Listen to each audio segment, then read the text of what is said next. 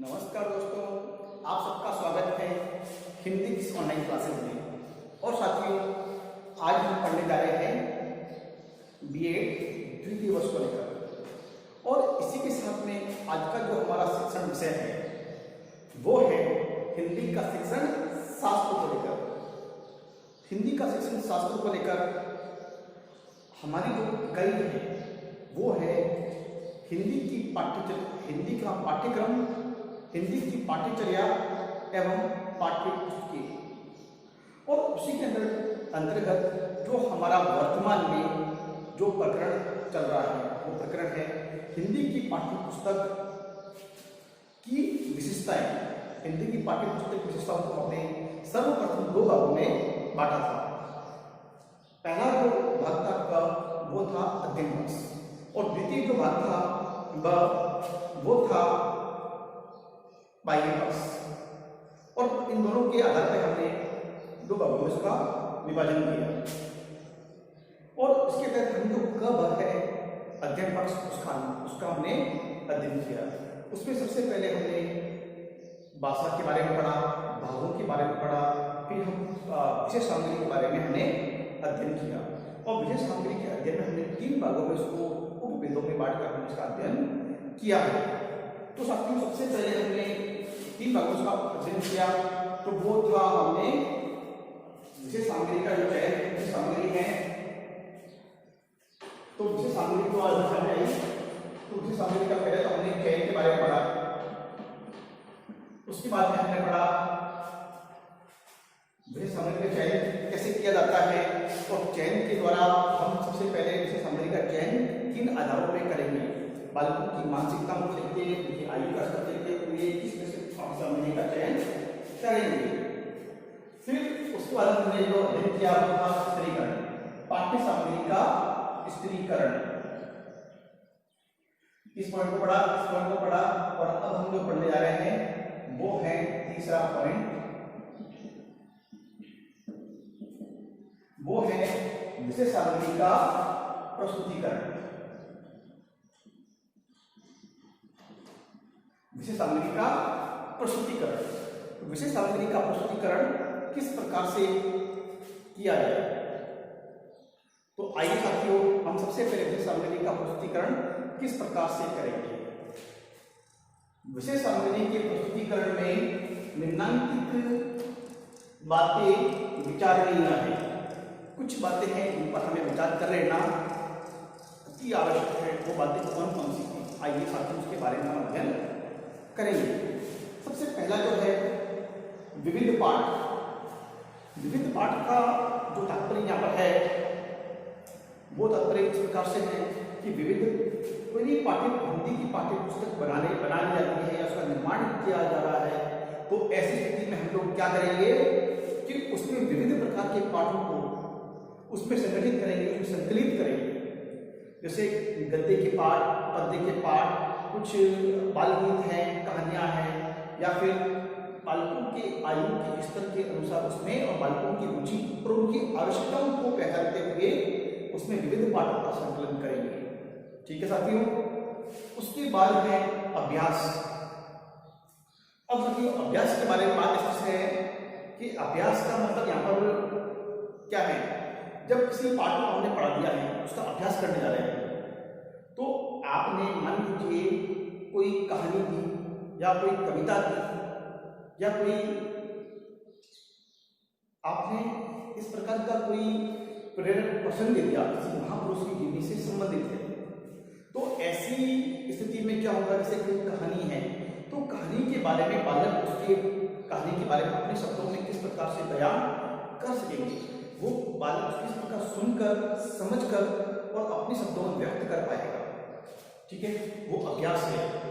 आपने कोई कविता दी है और कविता में पढ़कर उसने उसके भावों को ग्रहण किया है, या कविता में क्या चीज दे रखी है, कविता किसके बारे में दे रखी है। मान लीजिए कि कविता दे रखी है, आपने जैसे कोई कविता पढ़ी हो तो कविता में आप कोई बारिश को लेकर, बरसात को लेकर कविता है, कोई मछली को लेकर कविता है, या हम ये मान लीजिए कि हम कोई फाल्गुन या कुछ त्योहार पर्व है, त्योहारों को लेकर कविता है, तो बालक उस पाठ के साथ में अपने आप को अंतर संबंधित स्थापित करता है, अंतर संबंध स्थापित करने का प्रयास करता है।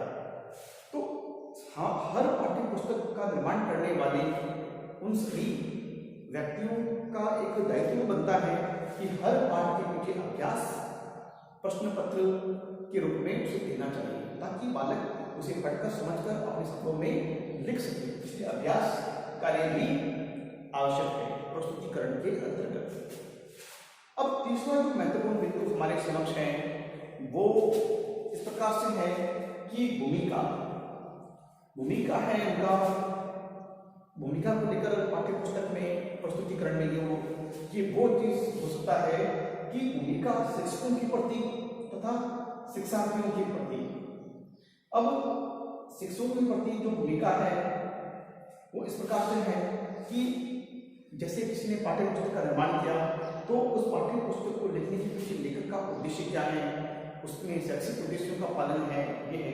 और शिक्षकों को उस पाठ्य पुस्तक को पढ़ाने के लिए तो शिक्षकों के लिए किस प्रकार का अनुरोध किया गया है और शिक्षकों कौन से कार्य उनको दत्त किए गए या प्रदत्त किए गए हैं कि ये कार्य शिक्षक के द्वारा करें या शिक्षक की सहायता से करें। तो वो भूमिका शिक्षकों द्वारा इस पुस्तक में क्या दायित्व होगा, क्या रोल होगा, किस प्रकार का दायित्व होगा, वो काम भूमिका के अंतर्गत आएगा।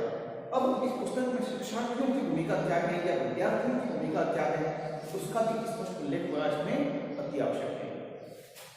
ठीक उसी प्रकार से जो हमारे सामने जो मुद्दा बिंदु है प्रस्तुतिकरण को लेकर, तो वो बिंदु है शब्दार्थ, टिप्पणी एवं संदर्भ आदि को लेकर। अब टिप्पणी है, शब्दार्थ है, संदर्भ है। किसी भी पाठ्य पुस्तक के निर्माण के बाद में पाठों के उपरांत हर पाठ के उपरांत शब्दार्थ दिए जाते हैं।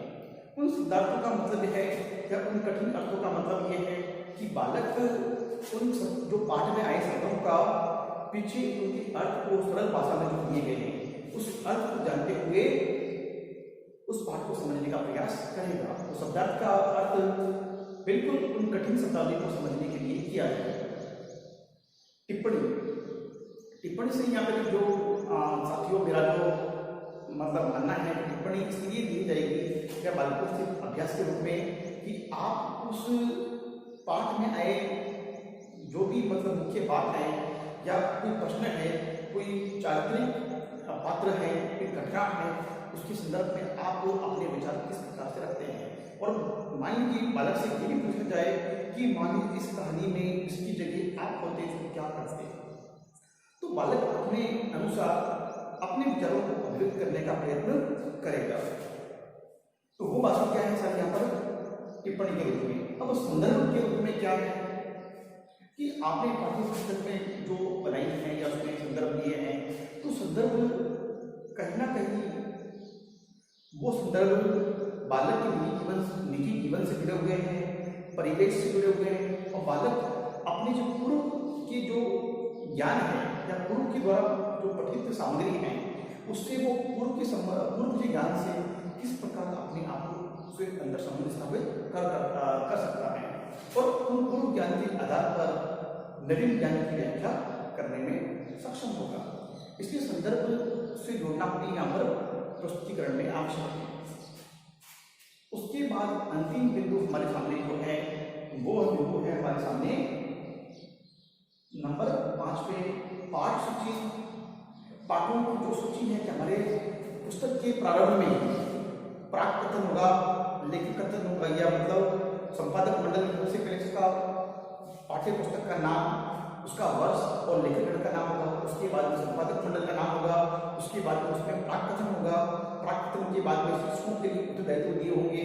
उसके बाद में उस पुस्तक में दिए संदर्भों के बारे में बात की जाएगी और उसके बाद पाठों लास्ट में पाठों की उसके बाद पाठों की अनुसूची होगी। इन पाठों की जो अनुक्रमणिका दे रखी होगी कि कौन सा पाठ कौन से नंबर पे है, कौन से स्थान कौन सी संख्या पर दिया हुआ है और उसकी पृष्ठ संख्या कहाँ से कहाँ तक है। उसके बाद द्वितीय पाठ है वो किस पृष्ठ से शुरू हो रहा है, किस पृष्ठ पर खत्म हो रहा है, इस बारे में सूचना दी होती है। उसके बाद है लेखक परिचय। लेखक परिचय साथियों बहुत आवश्यक है। लेखक परिचय के मतलब ये है कि लेखक का परिचय उस पुस्तक में दिया जाए, उस पाठक लेखक का उद्देश्य और लेखक के अपने निजी जीवन से जुड़े हुए अनुभवों तथा उस पाठ्य पुस्तक के पीछे लिखने के पीछे उसका उद्देश्य किस प्रकार से रहा है, इस बारे में सारा लेखक परिचय क्या करता है वो एक संक्षिप्त रूप में आ जाएगा। शीर्षक तथा प्रकाशन। अब पाठ्य पुस्तक का शीर्षक किस नाम से होना चाहिए, ये समस्याएं अक्सर आती हैं और इसके लिए एक संपादक मंडल से एक बहुत ही विशेषज्ञों से राय जाती है तो पाठ्य पुस्तक का शीर्षक क्या रखना चाहिए। उसके बाद में उसका प्रकाशन किया जाता है। प्रकाशन आकर्षक होना चाहिए और एक लुभावनी जो आकर्षक मन को आकर्षित करने वाली पुस्तक होनी चाहिए। तो साथियों, बिल्कुल हमने विशेष सामग्री का प्रस्तुतिकरण के बारे में यूट्यूब के माध्यम से अध्ययन करने का प्रयास किया और सोचता हूँ कि आप लोगों को समझ में आया होगा।